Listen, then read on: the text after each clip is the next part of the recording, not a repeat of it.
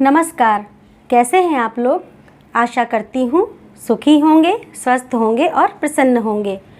आज मैं आप लोगों के लिए जो कहानी लेकर के आई हूँ उस कहानी का नाम है अंतिम विदाई और ये कहानी लिखी है डॉक्टर पद्मा शर्मा जी ने। चलिए कहानी शुरू करते हैं। उसका मन आशंका से घिर गया। जैसे ही गली में कदम रखा उसे चाची के घर के सामने भीड़ दिखाई दी।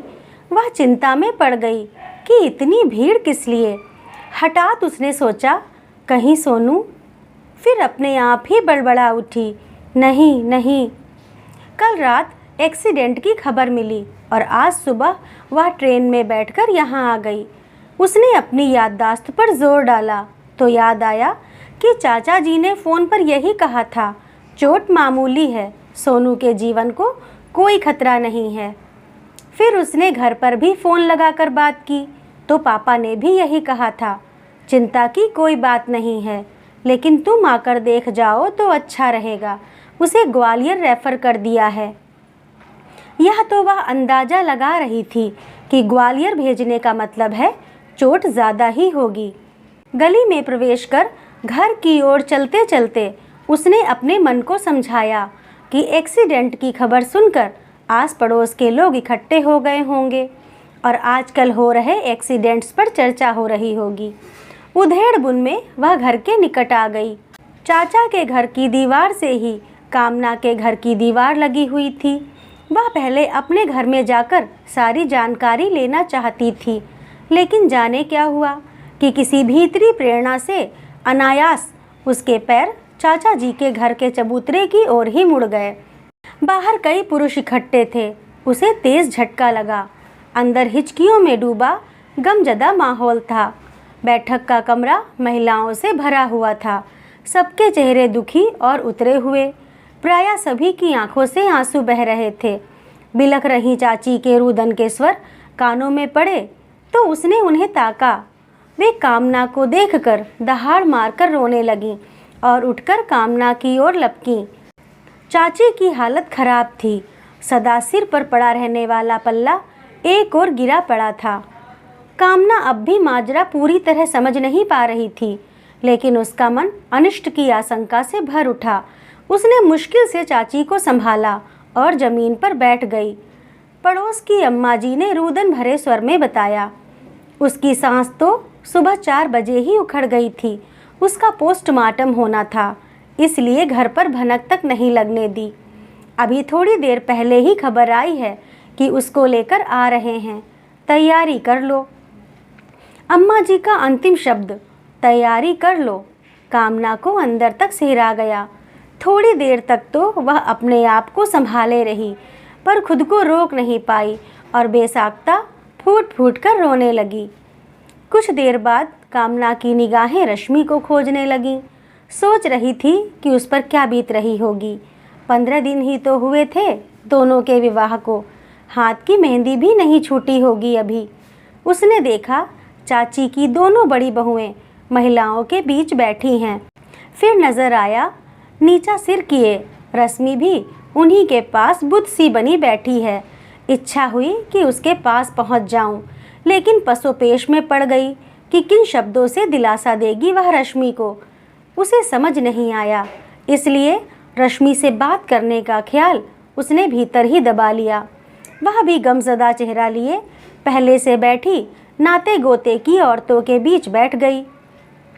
थोड़े समय बाद ही सोनू का निर्जीव शरीर लेकर दोनों भाई आंगन में आ गए। वे दोनों हताश से वहीं बैठ गए। बड़ा भाई डकराकर कहने लगा, हमने तो डॉक्टर से कहा था हमारा सब धन जायदाद ले लो, पर हमारा सोनू वापस कर दो, हमारा तो भाई चला गया। दूसरा बोला, जिंदगी में कुछ नहीं रह जाता, कोई अपने साथ धन संपत्ति कुछ लेकर नहीं जाता, सब यहीं धरा का धरा रह जाता है। सोनू के मुंह पर पड़े कपड़े को हटा दिया गया था। चाची उससे लिपट लिपट कर रो रही थी और विलाप कर रही थी, मेरा लाल तू कहाँ चला गया? तू तो थोड़ी देर बाद आ रहा था, क्या इस हालत में आया है? तू गया तो उसको भी ले जाता, उसे किसके भरोसे छोड़ गया? अरे नाश हो उस मोटर वाले का, मेरे लाल को मार डाला। सोनू की देह पर चाची दहाड़े मारती रो रही थी और कामना सोनू की बातें याद कर रही थी। उसके आते ही वह खातिरदारी के लिए घर सिर पर उठा लेता, चहकते हुए 2 दिन का प्रोग्राम फिक्स कर लेता और जब तक बात नहीं मनवा लेता पैर पकड़े बैठा रहता था। पर आज कितना शांत पड़ा था। उसके शरीर पर से कपड़ा हट गया था। नीचे देखा कि उसका शरीर पॉलीथीन में लिपटा हुआ था जो खून से लथपथ हो रही थी। फिर भी उसका हंसमुख चेहरा ज्यों का त्यों था। ऐसा लग रहा था कि अभी बोल उठेगा। सभी लोग रो रहे थे, केवल रश्मि पत्थर की मूरत के समान चुपचाप बैठी थी। उसके चेहरे पर ना कोई भाव था और ना ही कोई प्रतिक्रिया। शरीर में कोई हलचल भी नहीं थी। वह निर्विकार भाव से सब देख रही थी। लोगों में कानाफूसी होने लगी। अरे इसको तो रुलाओ, नहीं तो पागल हो जाएगी। अरे पत्नी का रोना तो ज़रूरी है, ये ही तो छाती पीटेगी। उसे बताओ उसका सुहाग चला गया। कुछ महिलाओं ने उसे झिंझोड़ना शुरू कर दिया। कई औरतों की आवाज़ें आने लगीं। तुम्हारा सब कुछ चला गया, तुम रो, देखो सोनू को क्या हो गया। बड़े प्रयासों के बाद वह रोई तो नन्हे बच्चे की तरह हिया फाड़ कर किसी काटी जाती बछिया की तरह डकराने लगी। उसकी चीख सुनकर कामना भी संवेग शून्य होती जा रही थी। पहले ऐसा मौका कभी नहीं आया था जब उसने पार्थिव देह को इतने पास से देखा हो, वह भी इतनी असामयिक और विभत्स मौत। कामना ने रश्मि को देखा। उसके मासूम चेहरे पर बिंदी और मांग में सिंदूर था। कितना प्यारा चेहरा लग रहा था। उसे लगा अब ये सब चीज़ें उससे छीन ली जाएंगी। बिना सिंदूर और बिन बिंदी के उसका चेहरा कैसा लगेगा। चाची तो स्वयं विधवाओं को विधवाओं की तरह रहने की पक्षधर हैं। याद है कि यहीं पड़ोस की एक नन्ही लड़की जब खाली हाथ हो गई थी और वह बिंदी लगाए चूड़ी बिछिया पहने घूमती थी तो चाची ने ही सबसे ज़्यादा विरोध किया था। कामना की तंद्रा भंग हुई। चाची विलाप कर रही थीं। उन्होंने अपनी बिंदी और चूड़ी उतार कर फेंक दी और कहने लगी, ईश्वर तुम्हें सुहाग ही चाहिए तो मेरा सुहाग ले लो, पर मेरी बहू का सुहाग वापस कर दो। कहते हुए अपना सिर दीवार पर पटकने लगी। वे बीच बीच में बड़बड़ाती जा रही थीं। रश्मि, आज से तुम हमारी सोनू हो। हम तुम्हें कुछ नहीं होने देंगे, हम तुम्हें कहीं नहीं जाने देंगे। वे कुछ देर रुकती फिर बोलना शुरू कर देती थीं।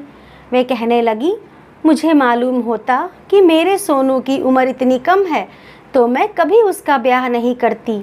इसकी ज़िंदगी तो बर्बाद नहीं होती। कामना यह सब सुनकर स्तब्ध थी। उसे लग रहा था कि चाची बहू को ही दोष देंगी कि तू मेरे बेटे को खा गई, लेकिन चाची ने ऐसा कुछ नहीं कहा, बल्कि वे रश्मि के प्रति सहानुभूति दिखा रही थीं। कामना को लग रहा था कि हो सकता है सबके सामने चाची रश्मि को कुछ नहीं कह रही हैं। सोनू चाची का सबसे लाडला बेटा, सबसे छोटा होने के कारण लाड का हकदार भी। इस वजह से रश्मि भी चाची की लाडली बहू है। लेकिन इस स्थिति में हर औरत बहू को ही डायन बताती है। सो कामना को लग रहा था कि बेचारी रश्मि, बेचारी रश्मि।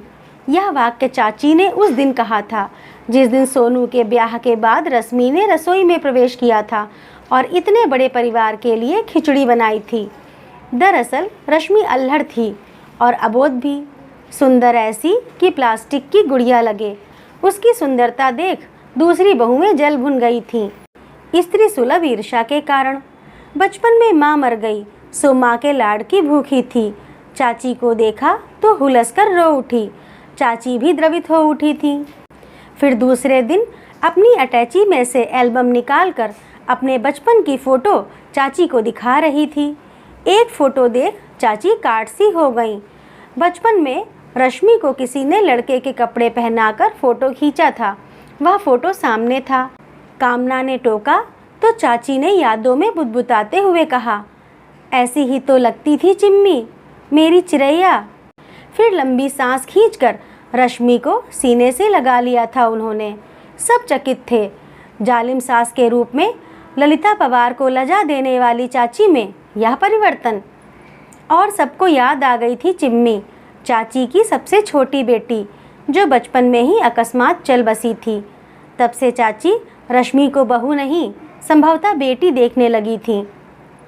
सोनू की पार्थिव देह कफन में लपेटकर अंतिम यात्रा पर चल पड़ी। औरतें क्रंदन कर रही थीं। कई घंटे ऐसे ही बीते। घर के पुरुष अंत्येष्टि करके वापस आ गए थे। कामना ने कंधा देने वाले पुरुषों के कंधों पर तेल लगाया, जिससे उनके कंधों से अर्थी का बोझ उतर जाए। रिवाज के अनुसार विवाहित लड़कियां रुकती नहीं हैं।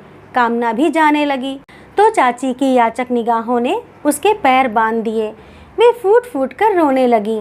फिर फुसफुसाती हुई बोली, तुम रुक जाओ कामना, तुम्हारी रश्मि से खूब पड़ती है। तुम चली जाओगी तो उसे कौन दिलासा देगा। उन्होंने कामना का हाथ पकड़ लिया। कामना ने कोई उत्तर नहीं दिया। वह चुपचाप खड़ी रही। उसके मनोभावों को ताड़ते हुए उन्होंने कहा, नल पर नहाकर मंदिर के दर्शन कर आओ, वापस जाने का रिवाज हो जाएगा। कामना को फिर झटका लगा। चाची जैसी रूढ़िवादी महिला आज इतना आधुनिक कैसे सोच रही हैं। कामना वहीं ठहर गई। चाची के 3 बेटे हैं। 2 बड़े बेटे हैं और उनकी बहुएं भी हैं। सोनू तीसरा बेटा था। बेटी कोई नहीं थी। बड़े भाई की बेटी कामना को ही इस घर में बेटी का दर्जा मिला हुआ था। पूरे कुटुंब में चाची तेज तर्रार और हटीली मानी जाती थीं। वे रीति रिवाजों का बखूबी पालन करती थीं, यहाँ तक कि उनके चेहरे से लाज का पल्ला भी नहीं उघड़ता था। जब वे अपनी बात पर अडिग हो जाती तो चाचा जी भी कुछ नहीं कर पाते थे। उनके कारण ही चाचा और पापा में बंटवारा हो गया था। सभी चाची के लड़ाकू स्वभाव से परिचित थे, जिसकी खबर आसपास के तमाम बिरादरी भाइयों में भी फैल गई थी। फलस्वरूप कोई भी अपनी बेटी उनके घर में देने से झिझकता था। अभी 15 दिन पहले ही की तो बात है। मुश्किल से एक गरीब घर मिला जब सोनू का विवाह हुआ था। दरवाजे पर बहू बेटा लेते समय रश्मि के मायके से आई डलिया में गुना खोजा गया।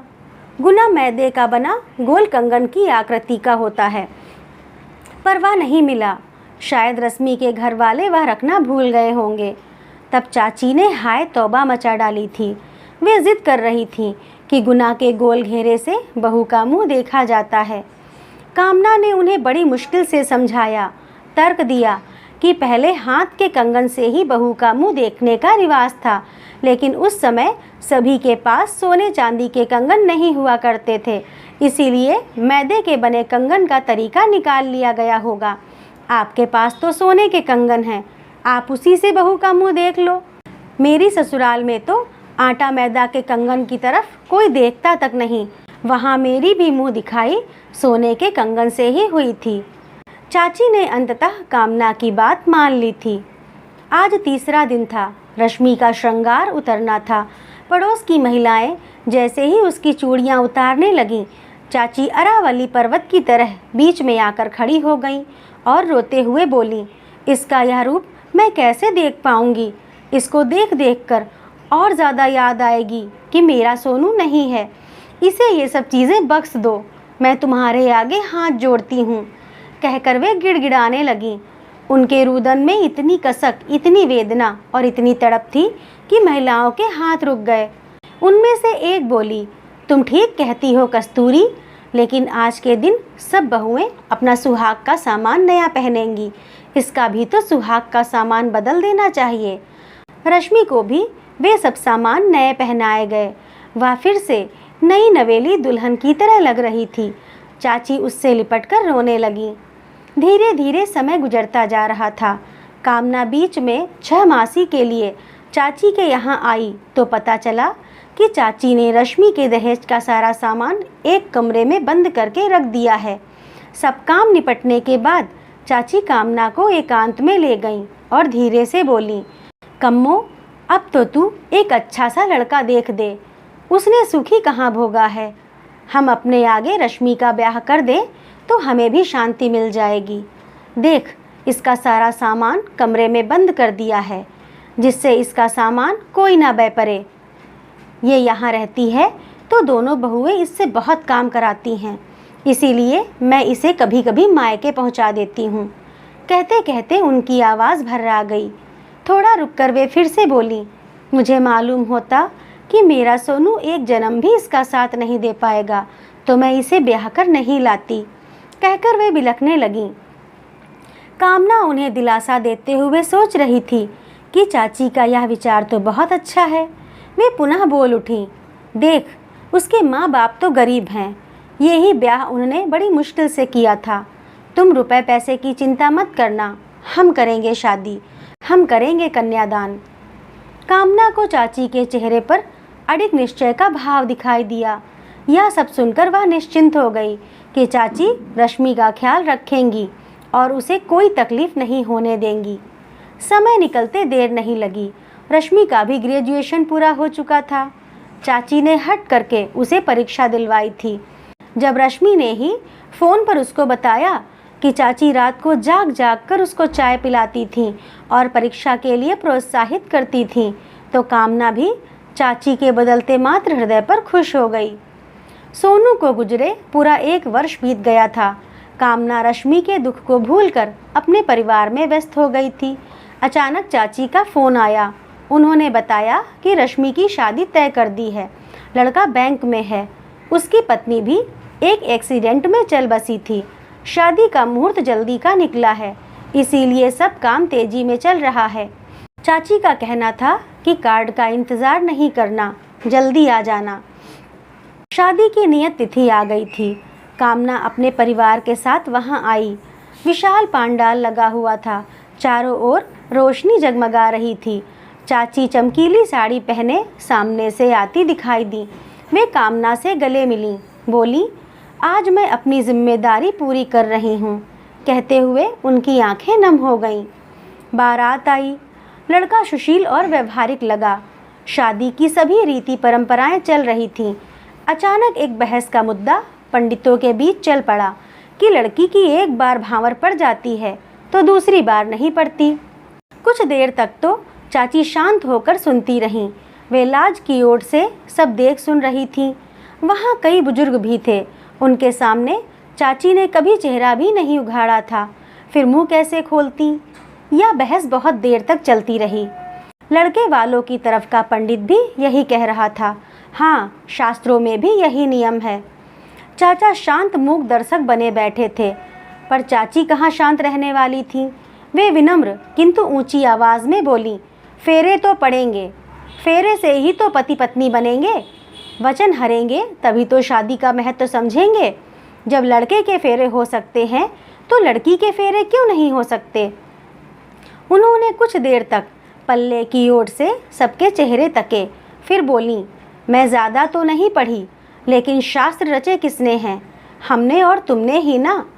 फिर उसमें फेर बदल भी तो कर सकते हैं। चाची का तर्क काटने की हिम्मत वहाँ किसी में नहीं थी। चाची की बात सुनकर कामना खुश हो गई थी। अभी तक वह कुछ बोलने की हिम्मत नहीं जुटा पा रही थी, लेकिन अब चाची की हाँ में हाँ मिलाने लगी। चाची के दोनों बड़े बेटे कामना को एक तरफ ले गए। एक बोला, जो कुछ हो रहा है वो तो ठीक है दीदी, लेकिन मम्मी के पास खर्च करने के लिए इतना रुपया कहाँ से आया? दूसरा बोला, हमें तो चिंता है कि कहीं मम्मी सब कुछ इसी पर ना लुटा दें। कामना भौचक सी उन दोनों के चेहरे ताक रही थी। बाहर से खुश लगने वाले ये इंसान कितना निकृष्ट सोच रहे हैं। उस समय उन लोगों को शांत करने के उद्देश्य से वह बोली, सब कार्यक्रम निपट जाने दें, फिर बात करेंगे। रश्मि की विदा हो चुकी थी। कुछ रिश्तेदारों ने इस शादी का विरोध किया था, फलस्वरूप वे नहीं आए थे। जो आए थे वे भी विदाई के तुरंत बाद चले गए थे। शादी के बाद मंडप उखाड़ने के लिए कथा होनी थी, इसीलिए कामना को रोक लिया गया। लेकिन मुख्य मुद्दा था कि रात्रि में घर की पंचायत होनी थी। बड़े बेटों के मन में जो द्वंद्व चल रहा था उसका फैसला होना था। रात्रि होते ही कमरे में सभी लोग बैठ चुके थे। कामना चाची की ओर मुखातिब हुई और बेटों की ओर इशारा करते हुए कहा, ये दोनों पूछ रहे हैं कि शादी में जो खर्च हुआ है इतना पैसा कहाँ से आया? चाचा जी कोई उत्तर देते उसके पहले ही चाची ने आंखें तरेड़ते हुए कहा, जायदाद में सबको हक मिलना चाहिए। अब तुम लोग अपने अपने रहने का इंतज़ाम कर लो। इस हवेली को बेचकर हमने 4 हिस्से कर लिए हैं। 8 लाख में बिकी है हवेली।